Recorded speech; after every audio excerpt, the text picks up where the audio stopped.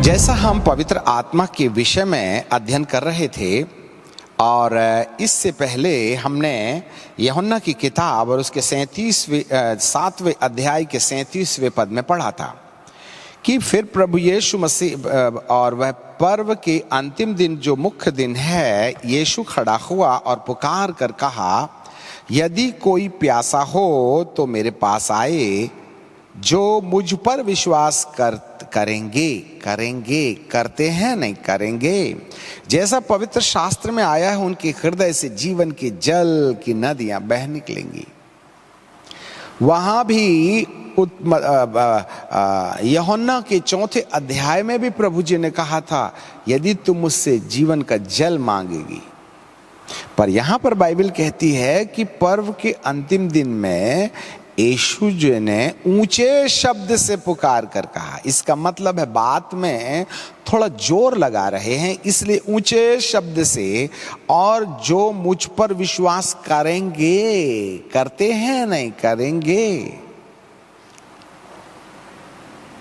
पवित्र शास्त्र में उनके हृदय से जीवन के जल की नदी, अनलिमिटेड, अबंडेंट। उसने यह वचन उस आत्मा के विषय में कहा था जिसे विश्वास करने वाले पाने पर थे। अभी नहीं पाया है, पाने पर थे। क्यों? क्योंकि आत्मा अभी तक ना उतरा था। तो पुत्र यीशु को ग्रहण करने से हम संतान बन गए, परंतु इसके बाद आत्मिकता की दूसरी वादान है, दूसरी सीढ़ी है, और ये सीढ़ी अभी लागू नहीं हो रही है, क्योंकि प्रभु को महिमा में पहुंचना जरूरी है। अब ये महिमा में पहुंचने का मतलब क्या है? हम आपके लिए एक और पद पढ़ना चाहते हैं, और वो है यूहन्ना रचित सुसमाचार और उसका 14वां अध्याय, Book of John, chapter 14 and verse 27 and 28। मैं तुम्हें शांति दिए जाता हूं। अब फिर शांति का सब्जेक्ट आ गया। मैं तुम्हें शांति दिए जाता हूं, अपनी शांति तुम्हें देता हूं, जैसे संसार देता है, मैं नहीं देता, तुम्हारा मन ना घबराए। क्योंकि चेलों को ऐसा लग रहा था कि प्रभु यीशु मसीह जब चले जाएंगे तब वे अनाथ और अकेले हो जाएंगे। ऐसी मनसा को वे कंडम करने के लिए एडवांस में कुछ कह रहे हैं। 28 पद बहुत बारीकी से सुनिएगा। 28 वर्स, तुमने सुना है कि मैंने कहा था, ये बात तुमने मुझसे ही सुनी है। तुमने सुना था कि मैंने कहा है कि मैं जाता हूं। Listen me carefully. मैं जाता हूं। कहां जाता हूं? पिता के पास जाता हूं। क्यों जाना चाहते हैं आप? महिमा के देह में यहीं रहिए ना, अपना राज्य स्थापित कर लीजिएगा। आखिर 1000 साल के राज में तो आप इसी वाली महिमा की देह में आएंगे ना। मैं जाता हूं और तुम्हारे पास फिर आता हूं। मैं जाता हूं तो फिर आता हूं। तो मेरा कहने का मतलब यह है, हे प्रभु, आप जाते ही हैं तो आते क्यों हैं, या फिर जाइए ही मत। मैं जाता हूं और फिर आता हूं। हर शब्द के अंदर बड़ा रहस्य छुपा हुआ है। तुमने सुना है कि मैंने कहा कि मैं जाता हूं और तुम्हारे पास फिर आता हूं। और ये जाने और आने के बीच की जो कहानी है ना, वह सबके लिए नहीं है। और यदि तुम मुझसे प्रेम रखते हो तो मेरे जाने और मेरे तुरंत आने के बीच में जो रहस्य छुपा हुआ है उसको तुम समझ पाइएगा। ये सबके लिए नहीं है। जो मुझको प्यार करते हैं, अपनी आवश्यकताओं में परमेश्वर को पुकारना, उसको प्यार करना नहीं है। प्यार कुछ लेता नहीं है। एक लड़का एक लड़की को प्यार करता है और वो कहता है, आए मेरी जान, जबकि इसकी अलग है उसकी अलग है। और वो लड़का क्या बोलता है, यदि तू बोलेगी तो मैं अपना दिल निकाल के दे दूंगा। अब दिल निकाल के दे देगा तो मर जाएगा, तो क्या भूत बन के लव यू करेगा? ये बड़े बड़े जज्बात। मैं तेरे लिए चांद तोड़ करके ले आऊं। आम के पेड़ में चढ़ना आता नहीं, चांद तोड़ने की बात करते हैं। कहने का मतलब प्यार लेता नहीं है, प्यार देता है। अब आप ही बताइए, हम प्रभु के पास क्या बात के लिए जाते हैं, लेने की देने? साफ नजर आता है, हे प्रभु मैं तेरे पास आया हूं, निकम्बा लाचार। प्रभु कहते काम की बात कीजिएगा। हे पिता परमेश्वर, आप तो मेरी प्रार्थनाओं को जानते हैं, मांगने से पहले आपको मालूम है हमें किस बात की जरूरत है। हमारी नानी की नाक में नली लगी है, कल हमारा इंटरव्यू है पिता परमेश्वर, हमको कार चाहिए, बंगला चाहिए हे पिता परमेश्वर, और हमको कर्जा हो गया है, रात को नींद नहीं आती है, नींद दीजिएगा।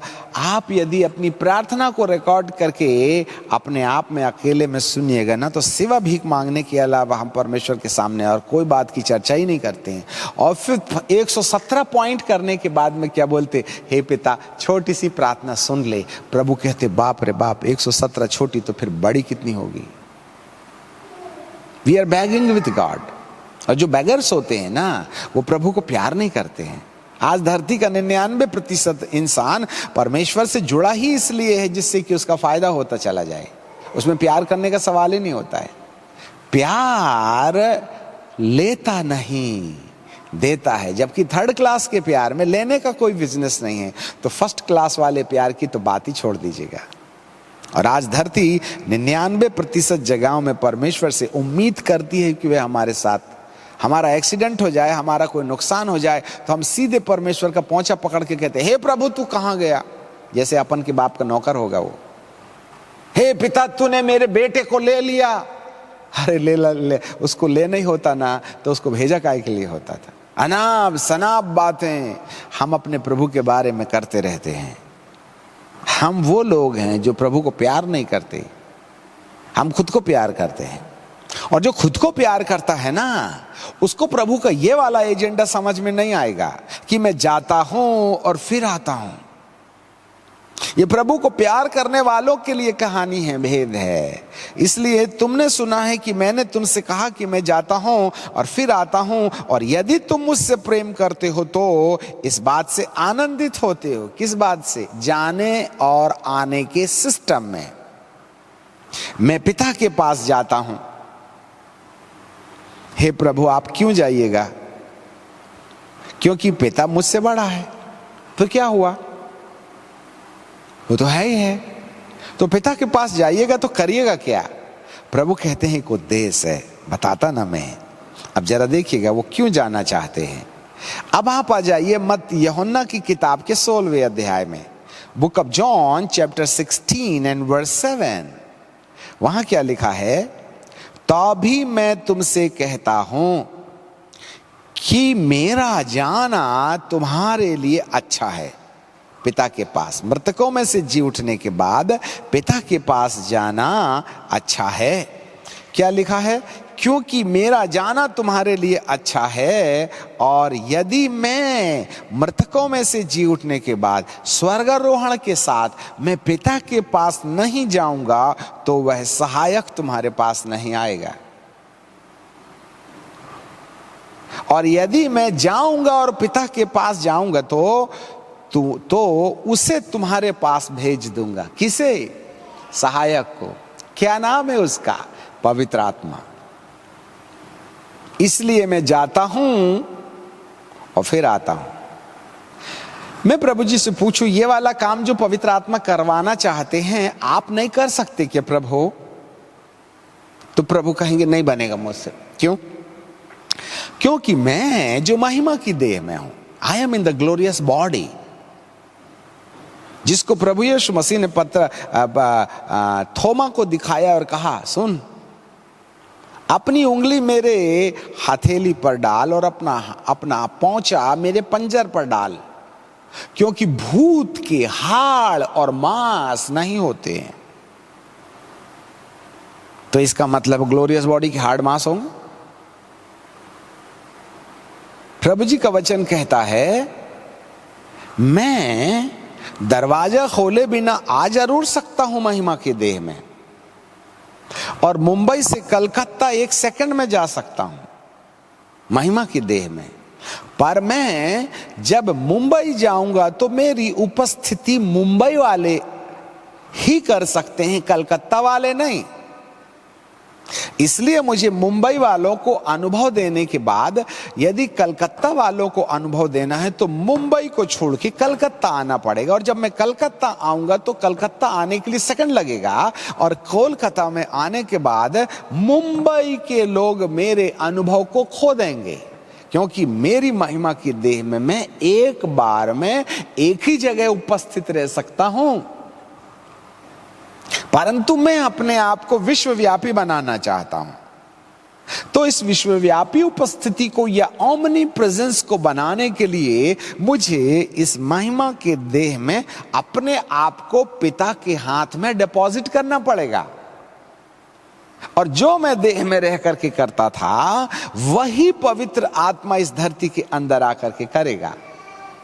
इसलिए जो मुझको प्यार करते हैं, मैं तुमको अकेला और अनाथ नहीं छोड़ूंगा। तुम मुझ पर विश्वास करते हो, परमेश्वर पर भी विश्वास करो, क्योंकि मैं पिता के पास जाऊंगा और पिता मेरे साथ में, मेरे स्थान में हर जगह उपस्थित रहने वाले पवित्र आत्मा को मेरे समान काम करने के लिए धरती पर भेज देंगे।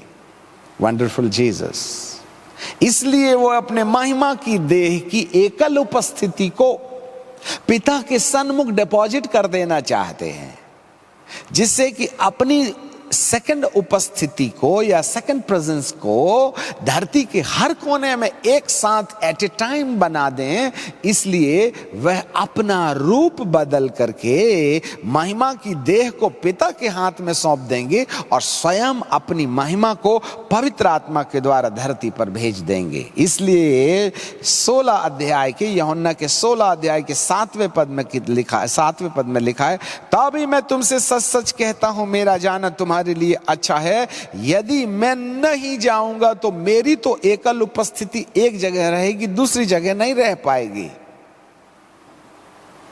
तो मैं चाहता हूं कि मुंबई, कलकत्ता, पाकिस्तान, हिंदुस्तान, अंधियारा, उजियाला, हर जगह धरती पर मुझे लोग पर्सनल इनकाउंटर के रूप में देख सकें। बोल करके मैं अपना रूप बदलना चाहता हूं।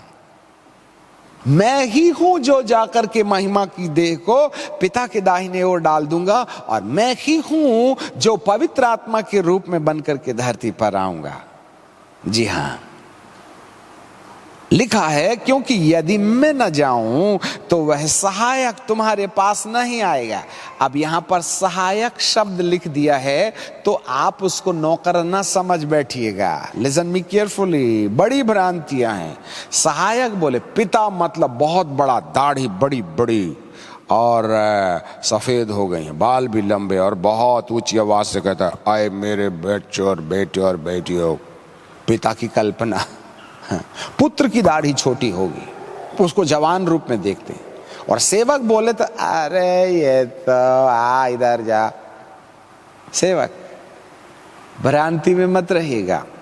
जो क्वालिटी पिता की है वही क्वालिटी पुत्र की है, और वही क्वालिटी पवित्र आत्मा की है। जो महिमा पिता की है वही पुत्र की है, और वही पवित्र आत्मा की है।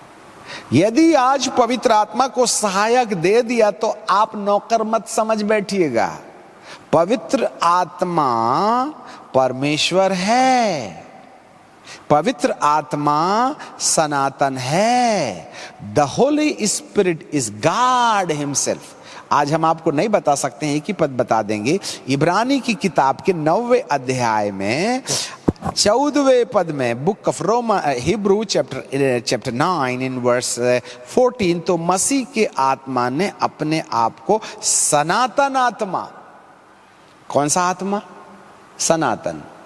इसका मतलब पवित्र आत्मा कौन है? सनातन है। सनातन मतलब जिसका आदि और अंत कोई नहीं जानता। The holy spirit is eternal, अनंतकालिक है। पवित्र आत्मा भी अल्फा और ओमेगा है। पवित्र आत्मा भी परमेश्वर है। पवित्र आत्मा स्वयं परमेश्वर के अंदर का अस्तित्व है। जब अदन के बाग, जब सृष्टि में परमेश्वर अदन का बाग बना रहे थे ना, तो शब्द बोलते थे तो पुत्र बाहर आता था, और पुत्र के वचन के द्वारा, पुत्र परमेश्वर के वचन को जिसको पुत्र कहते हैं, वचन देहधारी हुआ, वो वचन जब बाहर आता था तो यही पवित्र आत्मा जाकर के उस वचन को वास्तविकता में बदल देते थे। परमेश्वर ने कहा प्रकाश हो जा, तो प्रकाश शब्द निकलता था, वचन यीशु, और पवित्र आत्मा जाके प्रकाश को वास्तव में प्रकाश में बदल देते थे। Because the holy spirit is the power of resurrection. यहां हेल्पर को नौकर मत समझिए, वो पुनरुत्थान है। जी हां, it's a power of resurrection, जिसने आदम के शरीर को जिंदा किया था। जी हां, मैं जाता हूं और फिर आता हूं। मैं जाता हूं महिमा के देह में, मैं आता हूं पवित्र आत्मा के रूप में। इसका मतलब पवित्र आत्मा भी उसी उद्देश्य की पूर्ति के लिए आज हमारे पास में आ रहे हैं, जिस उद्देश्य की पूर्ति के लिए प्रभु यीशु मसीह इस धरती पर आए थे। ये बड़ा सिस्टमैटिक और रास्ता है परमेश्वर का मनुष्य को बदलने का। जी हाँ, मैं जाता हूं। अब जरा देखिएगा, एक पद और ऊपर पढ़िएगा, 15वां अध्याय, book of John chapter 15 and verse 26 है। यूहन्ना 15 अध्याय 26 पद है। अब देखो पिता और पुत्र का इन्वॉल्वमेंट और पवित्र आत्मा की क्या संगति है। जब वह सहायक अर्थात पवित्र आत्मा, जिसे मैं तुम्हारे पास, यीशु, पिता की ओर से द फादर भेजूंगा। अब यहां पर पिता और पुत्र और पवित्र आत्मा दोनों एक ही जगह में दिखाई दे रहे हैं। वह सहायक अर्थात पवित्र आत्मा, जिसे मैं अर्थात पुत्र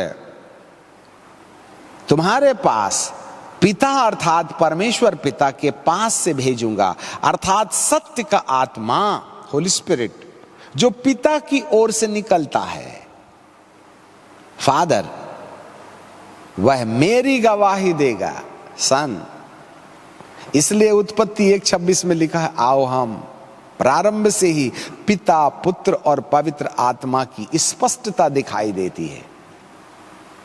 जो कोई केवल यहोवा परमेश्वर ही यहोवा परमेश्वर है माने, तो अपनी यात्रा में मंजिल कभी नहीं पहुंच पाएगा।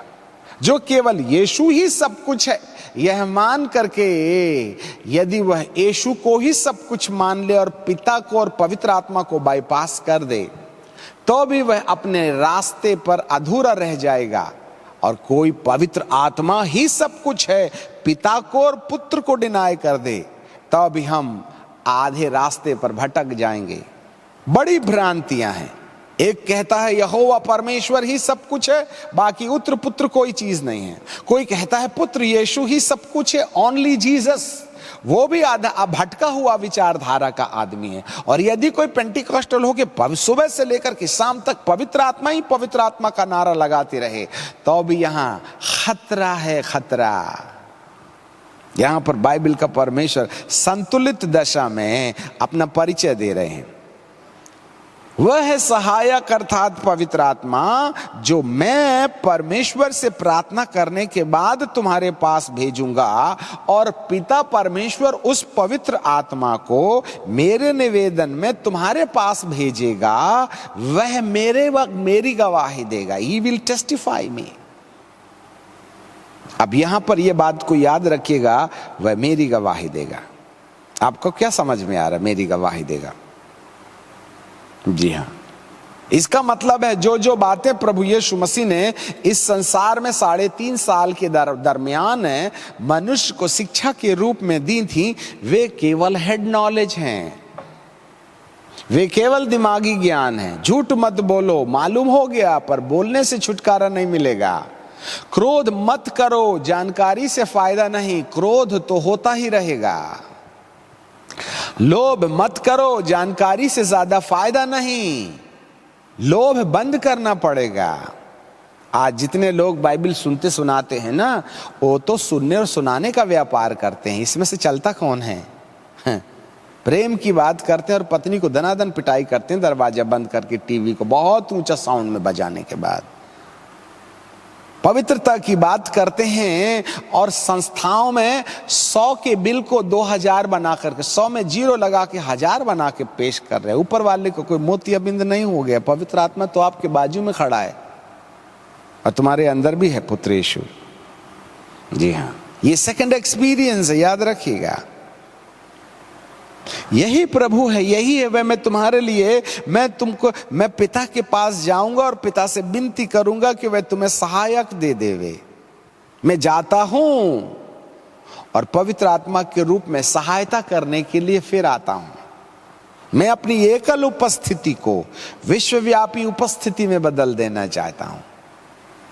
मैं महिमा की देह में अमेरिका में रहूंगा तो इंडिया आना पड़ेगा, और जब मैं इंडिया आऊंगा तो अमेरिका के लोग मुझे मिस करेंगे, क्योंकि ग्लोरियस बॉडी भी एट ए टाइम एक ही जगह रह सकती है। जी हां, पर परमेश्वर चाहते हैं अमेरिका, लंदन, जापान में प्रभु यीशु मसीह हर मिनट, हर जगह, हर व्यक्ति के साथ और हर व्यक्ति के अंदर एट ए टाइम उपस्थित हो। इस यूनिवर्सल प्रेजेंस को बनाने के लिए प्रभु जी कहते हैं मैं जाता हूं और फिर आता हूं। ये दूसरे आगमन के बारे में नहीं है, अपने आप को पवित्र आत्मा के रूप में रूपांतरित करने के लिए। इसीलिए प्रभु ने जाने से पहले एक महत्वपूर्ण बात कह गए। जरा ध्यान से सुनिएगा। मरकुस की किताब और उसके आखिरी अध्याय में चल पड़ते हैं। Book of mark and chapter 24 and 48। लूका, मैंने शायद गलत बोला होगा, लूका 24 अध्याय और उसका 47 पद से पढ़ते हैं। और यरूशलेम से लेकर सब जातियों को मन फिराओ और पापों की क्षमा का प्रचार करो और उसी के नाम से किया जाए। तुम इन सब बातों के गवाह हो। और देखो, जिसकी प्रतिज्ञा मेरे पिता ने की थी। ये बात प्रभु डिसाइड नहीं करते हैं, वरन प्रभु यीशु मसीह की गवाही देने वाले यूहन्ना बपतिस्मा देने वाले ने भी बपतिस्मा देने के टाइम पर एक बात कहा था। प्रभु का अभी आगमन नहीं हुआ था, अभी तक प्रभु प्रकट नहीं हुए थे। उस समय से लेकर के यूहन्ना बपतिस्मा देने वाला प्रचार कर रहा है। मत्ती की किताब 3 अध्याय 11 पद। वह हर वक्त यह कहा करता था, मैं तो तुम्हें पानी से मन फिराव का बपतिस्मा देता हूं, परंतु मेरे बाद आने वाला है, वह मुझसे शक्तिशाली है, मैं उसकी जूती उठाने के योग्य भी नहीं। वह तुम्हें पवित्र आत्मा और आग से बपतिस्मा देगा। This is the introduction of Jesus. यीशु का परिचय यूहन्ना के द्वारा यह नहीं मिलता है कि वह आएगा, मारा जाएगा, गाड़ा जाएगा, जी उठेगा, भूत निकालेगा, नौकरी लगा देगा, अमेरिका का वीजा दे देगा, बपतिस्मा लोगे तो स्वर्ग की टिकट काट देगा। यह सब परिचय नहीं है मेरे यीशु मसीह का। जिसने यीशु को प्रकट करने के लिए परमेश्वर से बात सुनी थी, वो जो मेरे बाद आने वाला है, वह तुम्हें पवित्र आत्मा से और आग से बपतिस्मा देगा। This is the mission of Jesus. मरना उसका उद्देश्य नहीं था, पाप क्षमा उसका उद्देश्य नहीं था, वो तो जरूरत थी। Dying on the cross is not the destiny, but that is a requirement. अच्छे से समझिए, बाइबल को पूरा पढ़िए, तब आपको समझ में आएगा। प्रभु यीशु मसीह का इस धरती पर आगमन अदन के बाग में आदम के पाप के कारण जो मनुष्य की आत्मा को पवित्र आत्मा छोड़ के चला गया था ना, उस पवित्र आत्मा को फिर से मनुष्य की आत्मा में प्रवेश करने लायक रास्ता तैयार करना, उसके लिए क्षमा आवश्यकता है। क्रूस पर मरना जरूरत है, पिता के पास जाना जरूरत है, पिता से विनती करना जरूरत है, और पवित्र आत्मा को भेजना मंजिल है। आपने तो पवित्र आत्मा को कचरे पर डाल दिया, पेंटिकॉस्टल डॉक्ट्रिन बना दी। अरे मेरे यीशु मसीह का आगमन ही पवित्र आत्मा को भेजने के लिए था। इसलिए यहां पर यूहन्ना बपतिस्मा देने वाला कहता है कि मेरे द्वारा जो बपतिस्मा दिया जा रहा है वह पाप क्षमा के लिए है। इसलिए हर व्यक्ति को ना प्रभु यीशु मसीह यूहन्ना बपतिस्मा देता था और बार बार देखता था। एक पद और पढ़िएगा जरा, देखना। हाँ, यूहन्ना की किताब और उसका पहला अध्याय, book of John chapter 1 and verse 31। और मैं उसको, जिसकी गवाही देने के लिए आया हूं, जो पवित्र आत्मा का बपतिस्मा देगा, मैं उसे पहचानता ही नहीं था। वंडरफुल। जिसकी गवाही देने आया उसको जानता ही नहीं था वो, और जंगलों में चिल्ला रहा है स्वर्ग का राज्य निकट आ गया है, पाप क्षमा की प्राप्ति के लिए आओ, बपतिस्मा लो, मन फिराओ और लौट आओ, स्वर्ग का राज आ गया है। मैं तो तुमको पानी से बपतिस्मा देता हूं जिससे कि तुम्हारे नाम पर दर्ज पश्चाताप के कारण पाप क्षमा हो जाएं, परंतु जिसकी गवाही देने के लिए मैं आया हूं वह तुमको पवित्र आत्मा से और आग से बपतिस्मा देगा। उसको मैं नहीं पहचानता था। तो पहचानने के लिए कौन सा हथकंडा अपनाया, जरा देखिएगा। मैं उसे ना पहचानता था, परंतु इसलिए मैं जल से बपतिस्मा देता आया, इसलिए मैं जल से बपतिस्मा देता आया कि वह कौन, पवित्र आत्मा का बपतिस्मा देने वाला इज़राइल पर प्रकट हो जाए। वो ये नहीं कह रहे हैं कि मैं इसलिए आया कि वो इज़राइल में प्रकट हो जाए जो क्रूस पर मरने वाला है, वो इसलिए प्रकट हो जाए कि भूत निकालने वाला है, वो इसलिए प्रकट हो जाए कि वह तुमको वरदान देने वाला है, वो इसलिए आ जाए कि तुमको स्वर्ग ले जाने वाला है। ये सब एजेंडा नहीं है प्रभु यीशु मसीह का। प्रभु यीशु मसीह का एजेंडा है कि इज़राइल में वह इसलिए प्रकट हो जाए, किस लिए? जिससे कि लोग जान जाएं कि यही पवित्र आत्मा से बपतिस्मा देगा। और यूहन्ना ने यह गवाही दी है कि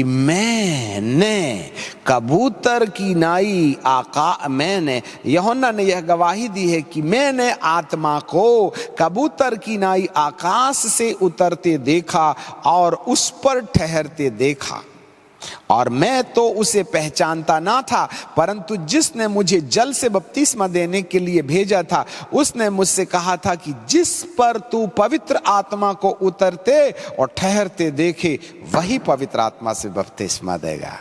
this is the mission of Christ Jesus. ये आपका चुनाव नहीं है कि मैं पवित्र आत्मा को जानूं या ना जानूं।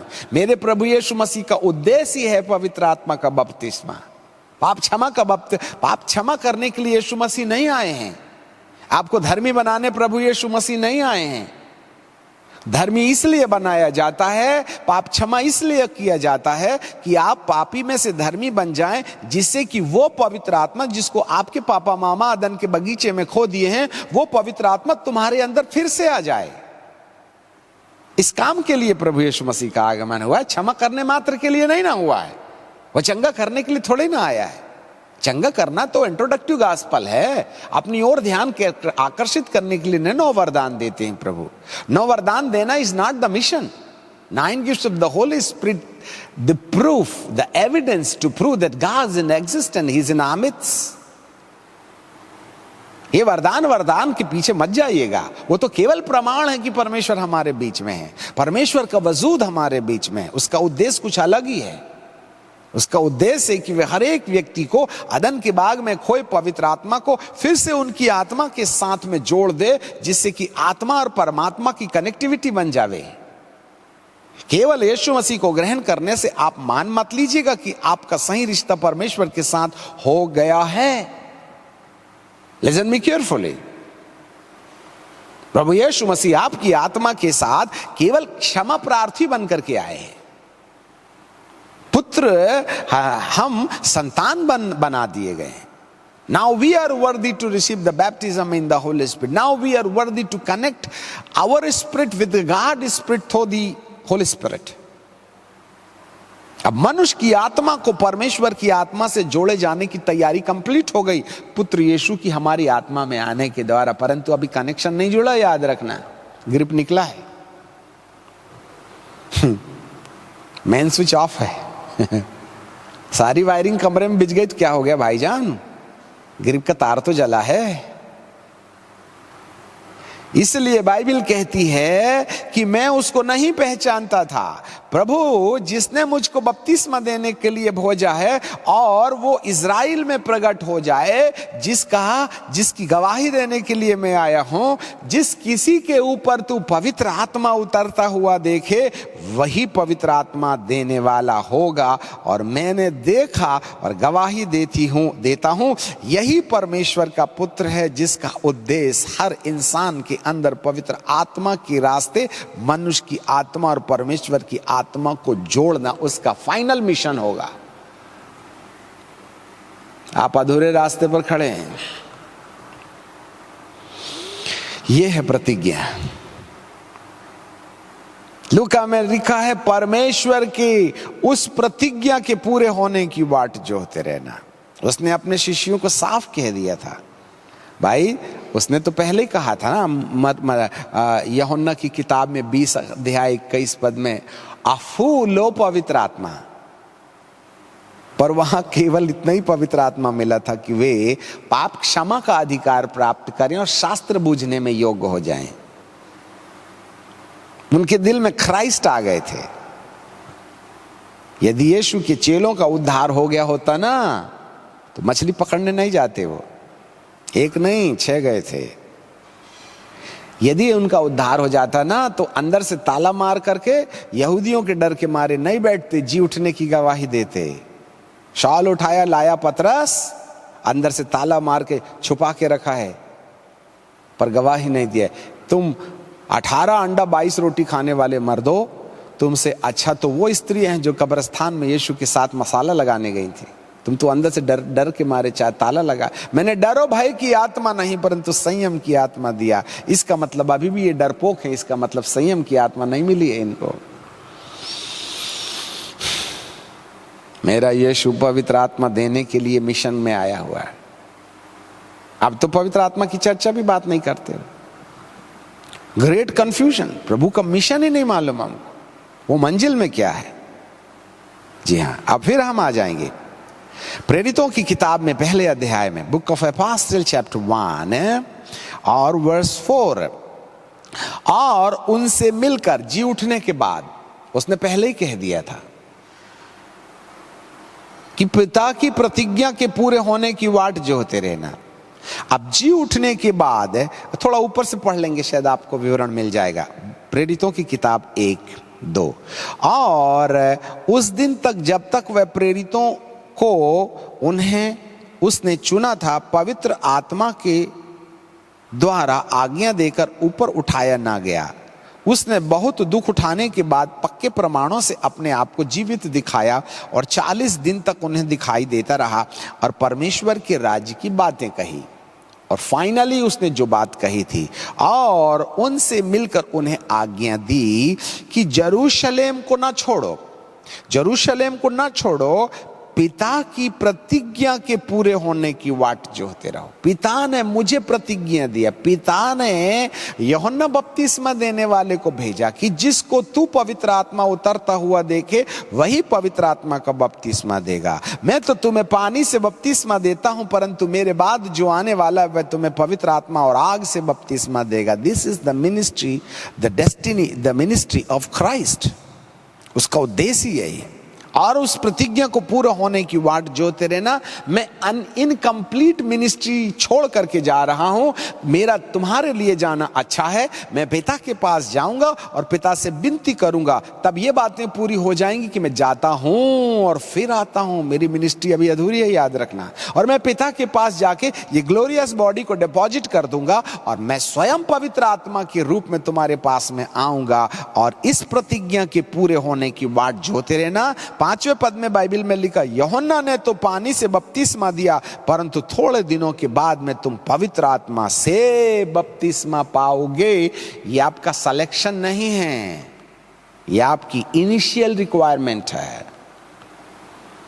यह आपकी चॉइस नहीं है, यह कोई पेंटिकॉस्टल डॉक्ट्रिन नहीं है। अंधकार की सत्ता ने अज्ञानता के आधार पर उनके लोगों के मन की आंखों को अंधा कर दिया है पवित्र आत्मा के मामले में। जी हां, यही एक सबसे बड़ा काम, सबसे बड़ा रहस्य है। और नहीं है तो आप जरा पढ़ लीजिएगा मत्ती रचित सुसमाचार के 11वें अध्याय में, जरा देखिएगा। Book of Matthew chapter 11। हम सब बातों को साथ साथ लेके चल रहे हैं ना। ऐसे लिखा है book of Matthew chapter 11 and verse 12। मत्ती की किताब 11वां अध्याय 12वां पद। यूहन्ना बपतिस्मा देने वाले के दिनों से अब तक स्वर्ग के राज्य में जोर हो रहा है। अब मैं रुक करके वचन को यूहन्ना बाबा से पूछूं या किसी और से पूछूं, यूहन्ना बपतिस्मा देने वाले के दिनों से स्वर्ग के राज्य में जोर हो रहा है। धरती में हो तो हो, चलो ठीक है, स्वर्ग में जोर हो रहा है, ये समझ में कुछ नहीं आया। आखिर यूहन्ना बपतिस्मा देने वाले के बाद से क्यों, पहले से क्यों नहीं किया? इसके पहले नबी नहीं थे कि इसके बाद नबी नहीं थे? इसके पहले भी तो भविष्यवक्ता थे। इसके पहले भी तो शामुएल था, एलिया था, एलीशा था, यशायाह थे, और भी तो भविष्यवक्ता थे। और इसके बावजूद भी और भी तो भविष्यवक्ता हुए हैं ना। अगबुस नाम का भविष्यवक्ता था, सिलास और पौलुस भी भविष्यवाणी किया करते थे। ये सब भविष्यवक्ता रहे हैं। फिर यूहन्ना बपतिस्मा देने वाले के दिनों से स्वर्ग में ये झगड़ा और टंटा शुरू क्यों हुआ? क्योंकि यूहन्ना तक सारे भविष्यवक्ता भविष्यवाणी किया करते थे।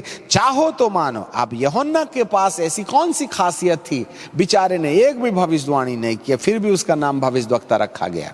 एक भी भूत नहीं निकाला उसने। उसने एक भी चंगाई नहीं की। एक भी प्रार्थना से एक भी व्यक्ति को अमेरिका का वीजा नहीं मिला। अब मुझे नुक्ताचीनी मत करो, उस जमाने में अमेरिका वगैरह की भविष्यवाणी के बारे में बात नहीं कर रहा हूं। कोई चमत्कार नहीं, पानी गिराया नहीं, पानी बंद नहीं किया, फिर भी स्वर्ग में लड़ाई शुरू हो गई। क्या कारण था? उसका एक बहुत छोटा सा कारण था। उसके पास जो सटीक संदेश थे, बस वही युद्ध कराते हैं। पहला कारण स्वर्ग का राज, दूसरा कारण मन फिराओ और बपतिस्मा लो, तीसरा कारण मेरे बाद आने वाला पवित्र आत्मा का बपतिस्मा, चौथा कारण आग का बपतिस्मा। ये चार चीजें जहां होंगी वहां स्वर्ग में लड़ाई शुरू हो जाएगी। स्वर्ग का राज्य, आज परमेश्वर के राज्य की बातें दुनिया कर रही है, स्वर्ग के राज्य की बात नहीं करते। स्वर्ग के राज्य की बात यीशु मसीह के दूसरे आगमन के साथ लागू होती है। And nobody is talking about the second coming of Christ। और आज यदि यीशु मसीह के दूसरे आगमन के बारे में यदि कोई बात कर रहा है ना, तो केवल वे लोग हैं जो अपने आप को इधर उधर से सीख साख के हाईलाइट करने की कोशिश कर रहे हैं। उनको खुद ही नहीं मालूम यीशु के दूसरे आगमन के का अर्थ होता भी क्या है। वो तो प्रचार में ले आते हैं बातें। स्वर्ग का राज्य। नंबर 2, पश्चाताप, रेपेंट। पुलिस वालों को कहा नीचे की कमाई बंद करो फिर बपतिस्मा लेना। यहूदियों को कहा और तमाम फरीसियों सद्दुकियों को कहा, सांप के बच्चों तुमको कौन चिताया, मन फिराने के योग्य लाओ। हम तो कहते आप पहले बपतिस्मा ले बाद में सुधर जाना। यूहन्ना ने ऐसा नहीं किया। पश्चाताप। आज मैं आपसे पूछता हूं, आपकी कलीसिया में कितने लोग चंगाई के चक्कर में बपतिस्मा लिए हैं और कितने लोगों ने पश्चाताप करने के कारण बपतिस्मा लिए हैं? आज जितनी भी भीड़ है ना, सब चमत्कार को नमस्कार करके बपतिस्मा लेकर के कलीसिया के अंदर चली आई है, जिनको रिपेंटेंस के बारे में कोई आइडिया नहीं है। और जिस दिन याजक लोग इस भीड़ को पश्चाताप की कहानी बचाएंगे, उसमें आपके बच्चे संडे स्कूल होंगे और आपकी पत्नी चर्च होगी और आप पास्टर होंगे, सब भाग जाएंगे, याद रखिएगा। इसलिए भीड़ बचाने के लिए आप सच्चाई नहीं बताते हैं। सावधान, केवल चमत्कार को नमस्कार। और ये चमत्कार के चक्कर में आई हुई कलीसिया कलीसिया नहीं है। कलीसिया का मतलब ही हो the separated people from the world. जो संसार से अलग किए हुए लोग हैं। एकलीसिया, कलीसिया, एकलीसिया शब्द से बनी है। एकलीसिया का इब्रानी भाषा की डिक्शनरी में है the separated people from the world, जिन लोगों ने पाप का बहिष्कार करके, दारू का बहिष्कार करके, चोरी का बहिष्कार करके, लंद फंद का बहिष्कार करके परमेश्वर की आज्ञा का पालन करने के लिए अपने मन में कसम और शपथ खा ली है। इसको पश्चाताप कहते हैं। आज 99.99 लोगों ने जो अन्य जातियों से आकर के बपतिस्मा ले बैठे हैं, वो लोग तो केवल चमत्कार के चक्कर में प्रभु जी के पास में आए हैं ना। बीड़ी पीते थे बोल के नहीं पिएंगे इस कसम के लिए तो बपतिस्मा नहीं ना लिया है। सेकंड, रेपेंटेंस। और आज विश्व में 99% रेपेंटेंस की कोई बात नहीं करते हैं। Nobody is talking about the repentance in this world. पश्चाताप का काम ही नहीं है। तो स्वर्ग में झगड़ा कैसे होगा भाई साहब? कर दिया ना अंधकार की सत्ता ने अंधा। ना स्वर्ग के बारे में बात कर रहे हैं, ना ही पश्चाताप के बारे में बातचीत कर रहे हैं। एंड देन फिर नेक्स्ट पॉइंट आता है हमारे लिए, और वो ये है कि पवित्र आत्मा का बपतिस्मा। कितने हैं जो उस प्रतिज्ञा को जो पिता ने हमको दी थी, उस प्रतिज्ञा के पूरे होने की बातें कर रहे हैं। Nobody is talking about the baptism in the Holy Spirit. पवित्र आत्मा की बात चलती है, परंतु बपतिस्मा होता क्या है? यही तो है यूहन्ना 7:37 में ऊंचे शब्द से पुकार के कहा, मैं जो मुझ पर विश्वास करेगा उसके हृदय से जीवन के जल की नदियां बह निकलेंगी। इस प्रतिज्ञा को यहां पर पूरे होने की बात की जा रही है। और फिर आग का तो सपना ही बंद कीजिएगा आप, वो तो बहुत बात की बात है। अभी तो हम पवित्र आत्मा के बपतिस्मे में ही उलझे हुए हैं, तो आग के बपतिस्मे का सपना कहां से आ जाता है? आज तो 99% विश्वास करने वाले हैं, परंतु पवित्र आत्मा का बपतिस्मा पाने वाले कितने हैं? हमें तो प्रभु यीशु मसीह का उद्देश्य ही नहीं मालूम। चंगाई पाके करिएगा भी क्या? जा तो नीचे ही रहे ना। बपतिस्मा लेकर के कुछ गाने वगैरह बजा के 1000 10,000 यदि हम दान चंदा दे भी जाएं तो ऊपर का रिजर्वेशन पक्का नहीं ना हो जाएगा। 4 क्वालिटी चाहिए: the kingdom of haven, the repentance, baptism in the holy spirit and baptism in the fire. ये तो यीशु मसीह की सेवकाई के पहले फाउंडेशनल टीचिंग जो थी ना, यूहन्ना बपतिस्मा देने वाले ने 4 बात की सच्चाई के कारण में उसका गला रेत दिया गया, जिसने स्वर्ग के राज्य में लड़ाई ला दी। जो इन 4 विषयों पर बात करता है, स्वर्ग में उथल पुथल मच जाती है, शैतान की ताकतें स्वर्ग का कब्जा छोड़ना शुरू कर देती हैं। और जो इन 4 बातों को विसर देता है, स्वर्ग के राज्य में परमेश्वर के राज्य में स्वर्ग के राज्य में अंधकार की सत्ता का कब्जा हो जाता है। मुझे नहीं मालूम आप कौन से वाले ईश्वर की सेवा कर रहे हैं, इन 4 विषयों को बाईपास करते हुए। जो इन 4 विषयों पर बातचीत करता है, स्वर्ग में लड़ाई छिड़ जाती है। और जो इन 4 बातों को छोड़ देता है, स्वर्ग के ऊपर में अधिकार, परमेश्वर के राज्य के ऊपर में अधिकार करने वाली अंधकार की सत्ता को कहते हैं तेरा राज्य कायम रहे। हम 4 विषयों पर कोई हस्तक्षेप नहीं करेंगे, इसलिए हम चंगाई पाएंगे और सीधे नरक जाएंगे। बपतिस्मा ले लेंगे, हम बस चर्च में आएंगे जाएंगे जरूर, परंतु स्वर्ग जाने में हमको कोई इंटरेस्ट नहीं, क्योंकि ये 4 लीवर वाली चाबी से हमको कोई लेना देना नहीं है। Great confusion. चोट मत खाइए। स्पष्टीकरण यदि पवित्र आत्मा दे रहा है। यीशु मसीह ने अपने चेलों को आखिरी बार अंतिम शब्द में यह कहा था, उनसे मिलकर के उन्हें आज्ञा दी कि यरूशलेम को मत छोड़ना, पिता की प्रतिज्ञा के पूरे होने की वाट जोहते रहना। यूहन्ना ने तो तुम्हें पानी से बपतिस्मा दिया था, परंतु थोड़े दिनों के बाद में तुम पवित्र आत्मा से बपतिस्मा पाओगे। The baptism in the Holy Spirit is the final mission of Christ Jesus. मैं जाता हूं और फिर आता हूं। मेरा तुम्हारे लिए जाना अच्छा है, और मैं पिता से विनती करूंगा कि वह तुम्हारे लिए एक सहायक दे। मैं विनती करूंगा और पिता तुम्हें पवित्र आत्मा देगा, और वो आकर के तुम्हें मेरी बातों में से बताएगा। जब तक पवित्र आत्मा का बपतिस्मा नहीं होगा, मेरी बात को गौर से सुनिएगा, ये सेकंड एक्सपीरियंस है नदी वाला। जब तक पवित्र आत्मा का बपतिस्मा नहीं होगा, प्रभु यीशु मसीह के द्वारा कही गई बातों की कहानी हमारी जिंदगी में सच्चाई में नहीं बदलेगी। जरा ध्यान से सुन लीजिएगा, जब तक पवित्र आत्मा का बपतिस्मा नहीं होगा तब तक प्रभु यीशु जो बोले ना, जो किताब में आज आपके सामने रखा है, इसको केवल कहानी तक ही समझ के रखिएगा। इसको किताब को सुनने और सुनाने की बातें तक समझ के रखिएगा।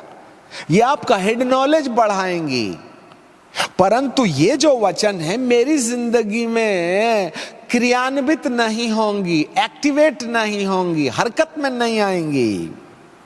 ये लोगोस बनी रहेंगी, रीमा में नहीं बदल पाएंगी, क्योंकि लोगोस को रीमा में बदलने, the written word of God is called the logos and the word of God in action is called the rhema. परमेश्वर का वचन जिसकी जिंदगी को बदल देता है वो रेमा है, क्रियान्वित वचन।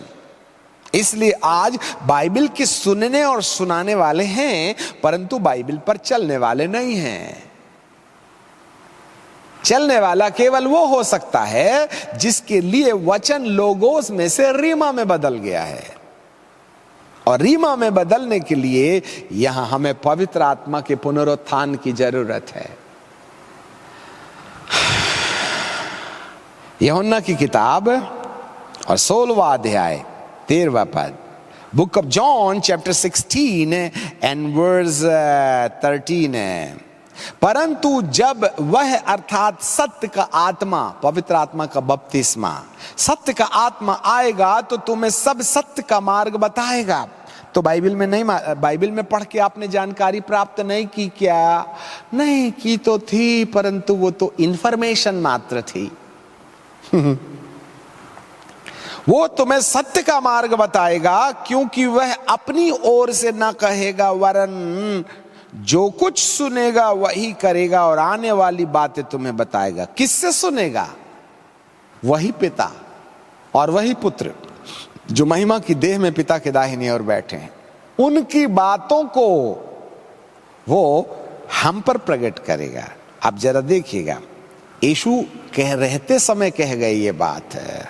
14वें पद में लिखा है, वह मेरी महिमा करेगा। वंडरफुल। पवित्र आत्मा मैं ही हूं, यीशु भी मैं ही हूं। मैं यीशु महिमा के देह में पिता के पास गया, और अब पवित्र वो वचन जो तुम्हारे सामने रखा है, जो बात मैंने तुमसे कही थी, वो जो तुम्हारे पास रखी है, वो बातों में से लेकर के मेरी बात बताएगा। 14 पद को और भी पढ़ लीजिएगा, वह मेरी महिमा करेगा, क्योंकि वह मेरी बातों में से लेकर के तुमको बताएगा। जिसको मैं बोल गया और मुझे मालूम है तुम ना ये बाइबल बना के रख लोगे, इस बाइबल में से मेरी बातों को लेकर के तुमको बताएगा। उसके बताने का मतलब होता है प्रकाशन, द रेवलेशन। इंफॉर्मेशन हमारी जिंदगी में नहीं बदलती है। Information doesn't have any authority to transform our life, but the revelation is going to be transformed your attitudes. नहीं तो बाइबल जानने वाले बाइबल के अनुसार चल पड़े होते, परंतु एक भी बाइबल जानने वाला बाइबल की एक भी बात को मानने के लिए तैयार नहीं है। वो तो केवल दिमाग में ज्ञान रख करके बैठा हुआ है। इसका मतलब है यदि बाइबल की बातें हमारे माथे पर हैं और व्यवहारिक नहीं हुई हैं, तो इस बाइबल की बातों को व्यवहारिक बनाने के लिए हमें इस सहायक की जरूरत है, जो मेरी बातों में से लेकर के तुमको बताएगा। वह मेरी महिमा करेगा, अर्थात मेरे वचन के द्वारा तुम्हारी जिंदगी को रूपांतरित कर देगा, तो तुम्हारा बदला हुआ जीवन मेरी महिमा बन जाएगा।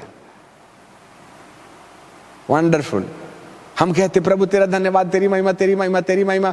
अरे भैया, प्रभु जी कहते मेरी महिमा करके करेगा भी क्या? गिटार बजाने के बाद छोकरी के साथ में बीड़ी पीता, काय की महिमा रे बाबा?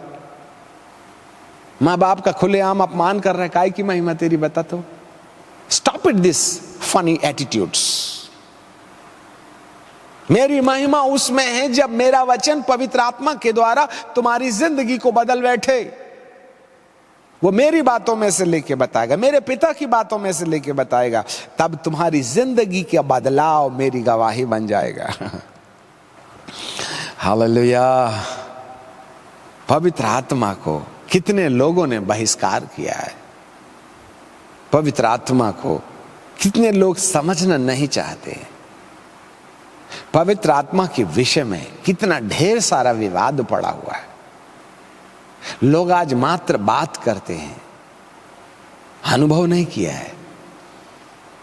जिसने पवित्र आत्मा का बपतिस्मा पाया है, वही पवित्र आत्मा के निर्देश पर चलने का मन यदि समर्पित करे, तो वो पवित्र आत्मा आपको वचन के अनुसार जीवन चलाने के लिए पुनरुत्थान की सामर्थ्य देगा। इसलिए प्रकाशित वाक्य की प्रेरितों की किताब के पहले अध्याय के 8वें पद में, book of apostle chapter 1 and verse 8 है, वहां लिखा है, और जब पवित्र आत्मा तुम पर आएगा, तब जब पवित्र आत्मा तुम पर आएगा तब तुम सामर्थ पाओगे। क्या बात के लिए? भूत निकालने के लिए नहीं, वरदान को काम में लाने के लिए नहीं। जब पवित्र आत्मा तुम पर आएगा तब तुम सामर्थ पाओगे, और पहले यरूशलेम में, फिर यहूदिया में, फिर सामरिया में, फिर पृथ्वी के छोर तक मेरे गवाह गवाह गवाह। अभी गवाही क्या होती है? कई बार हम माइक ले लेते हैं और चर्च में गवाही देते हैं, मैं परमेश्वर का धन्यवाद करता हूं, मैं ये था, मैं वो था, मेरे को जीवन में प्रभु ने जब से आया है मुझको शांति दे दिया है, ये हो गया है, वो हो गया है। ऐसा करके हम अपने होठों से बहुत सी बातें कहते हैं। अच्छी बात है, ऐसा कहना भी चाहिए, होना भी चाहिए। पर वास्तविक गवाही ये है कि जब पवित्र आत्मा तुम पर आएगा तब तुम सामर्थ पाओगे। क्या बात के लिए सामर्थ पाओगे? तुमको सामर्थ मिलेगी कि बाइबल के अंदर जो वचन बाइबल में लिखे गए हैं वह तुम्हारी जिंदगी का अनुभव बन जाएगी। You begin to experience the word of God. You begin to walk in line the word of God through the power of the Holy Spirit.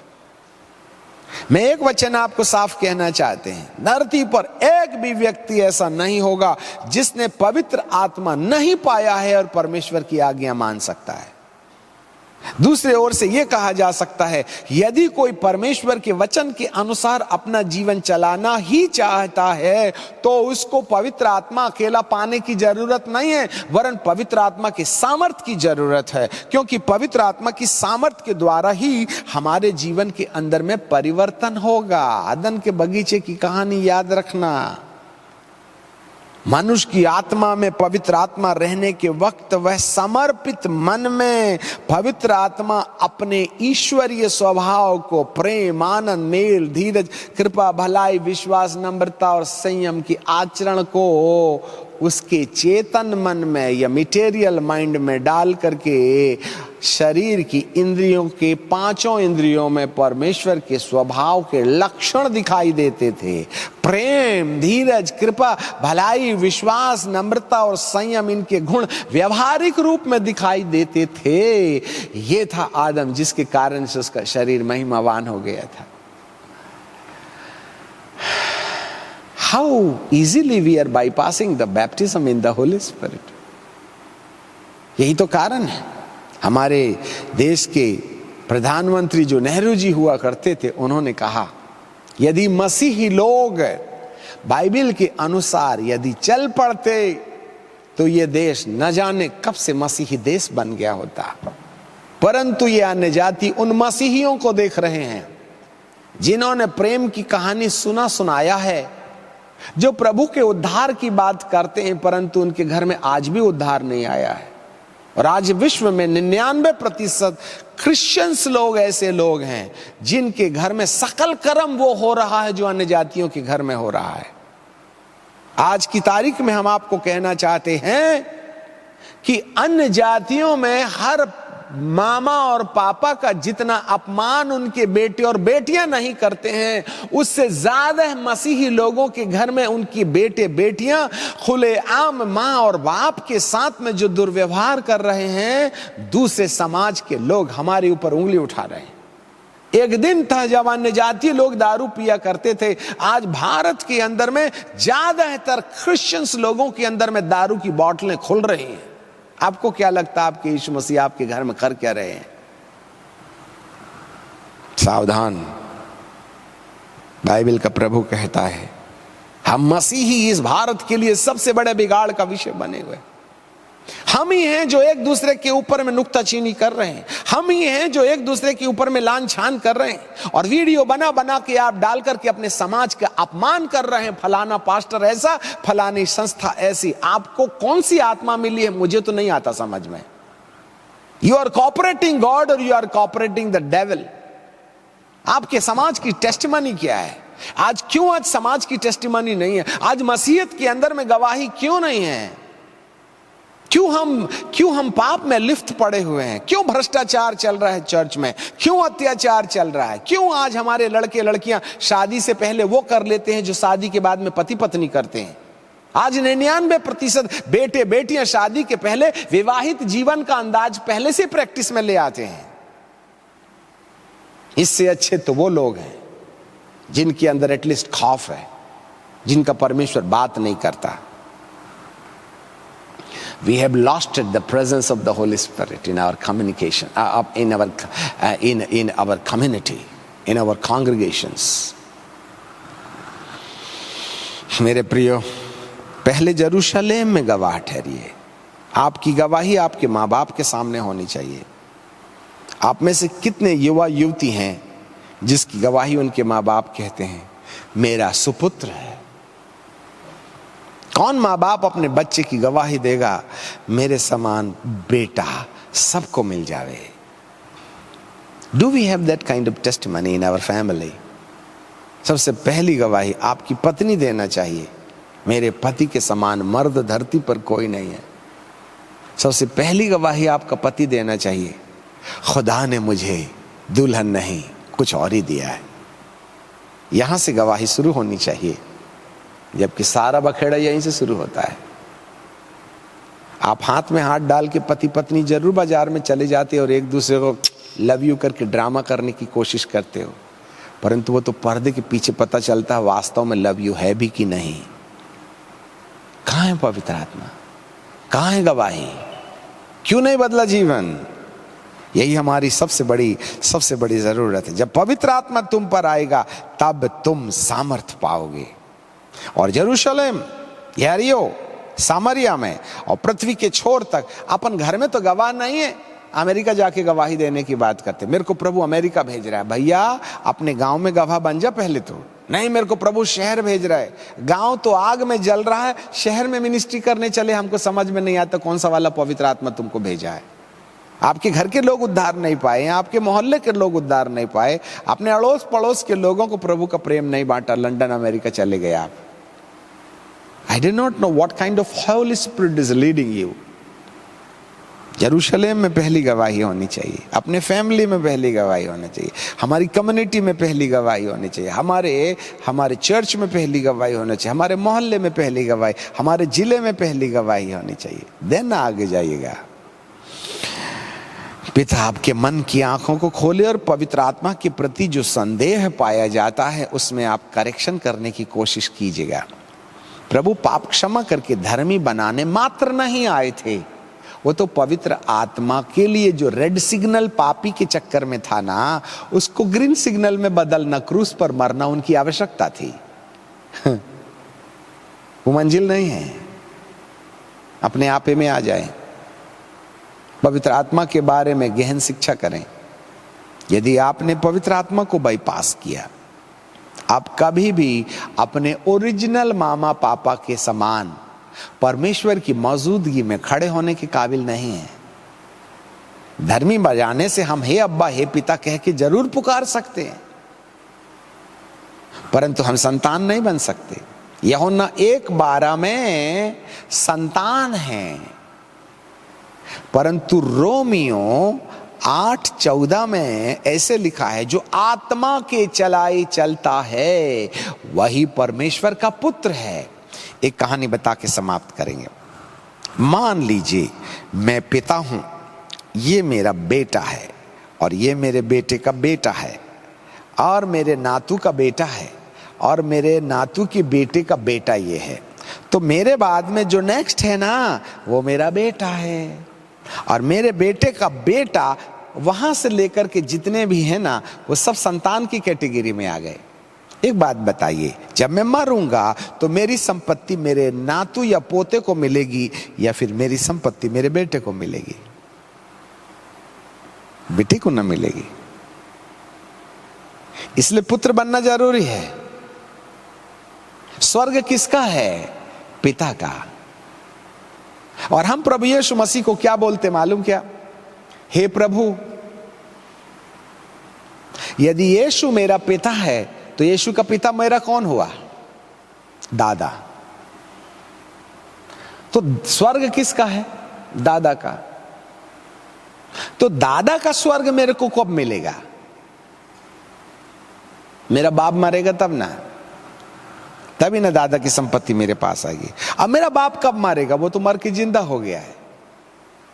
इसलिए यीशु को पिता बनाने वालों, आप मरने के काल तक दादा का स्वर्ग यीशु के रहते रहते नहीं पा सकते, क्योंकि यीशु तुम्हारा पिता है तो यीशु का पिता तुम्हारा दादा हुआ और तुम रहे पिता परमेश्वर के नातू या पोते।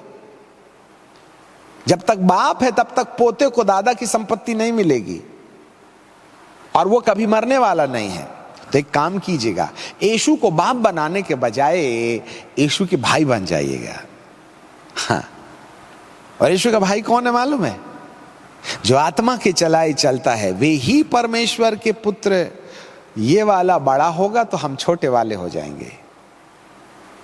जी हाँ, यदि आपको संतान बनने के बाद स्वर्ग मिल सकता है तो मुझे धरती की किसी भी डिक्शनरी से प्रूव करके बताइए कि कोई भी कानून आपको दादा की संपत्ति दे सकता है बाप के जीते जी। इसलिए संतान से काम नहीं चलेगा। जितने भी संतान यीशु मसीह को ग्रहण करने से बन गए हैं, वे सब आत्मा के चलाए चलने के द्वारा पुत्र यीशु के भाई बन जाएं। जो आत्मा के चलाए चलता है वही परमेश्वर का पुत्र है। अब आपको आत्मा ही नहीं मिला तो चलेंगे कहां से उसके चलाए? आप तो बुद्धि के हिसाब से चलते हैं, आप तो परिस्थिति के हिसाब से चलते हैं, आप तो अपनी समझ के हिसाब से चलते हैं। कंफ्यूजन में मत रहिएगा। आज धरती के अंदर मैंने 99% लोग पवित्र आत्मा के प्रति गलत प्रकार की धारणा में उलझे हुए हैं। प्रभु इन वचनों के द्वारा तुम्हें सुलझाव दे। इसकी एक और कड़ी हम अगले सत्र में आपके सामने लाना चाहते हैं। एटलीस्ट उसको भी सुन लीजिएगा। और बाकी गहन अध्ययन यदि आपको चाहिए, हमारे स्कूल और पावर मिनिस्ट्री के साथ जुड़ जाइएगा, जो सितंबर महीने में 10 तारीख से 26 तारीख तक अपनाई जाएगी, जहां हम पवित्र आत्मा का गहन अध्ययन आपके सामने रखेंगे। परमेश्वर आपके मन की आंखों को खोले। अगले अध्याय का, अगले एपिसोड का इंतजार करें, दुआ मांगे। सनातन काल के विराट परमेश्वर, हम आपको धन्यवाद देते हैं। आपकी आराधना, आपकी स्तुति और तारीफ करते हैं प्यारे पिता। आज आपने बड़ी गंभीरता और गहराई के साथ में पवित्र आत्मा के रहस्य को उजागर किया है। हमें ईश्वरीय बुद्धि और समझ दीजिएगा, पवित्र आत्मा की प्रेरणा दीजिएगा, जिससे कि हम प्यारे पिताजी कहीं ना कहीं उस उद्धार की अनुभूति की प्राप्त करने में आगे जा सकें। ऐसी आप कृपा और दया कीजिएगा। पिताजी, आपको धन्यवाद देते हैं, आपको महिमा, आदर और सम्मान देते हैं। यीशु नासरी के नाम से मांग लेते हैं, आमीन।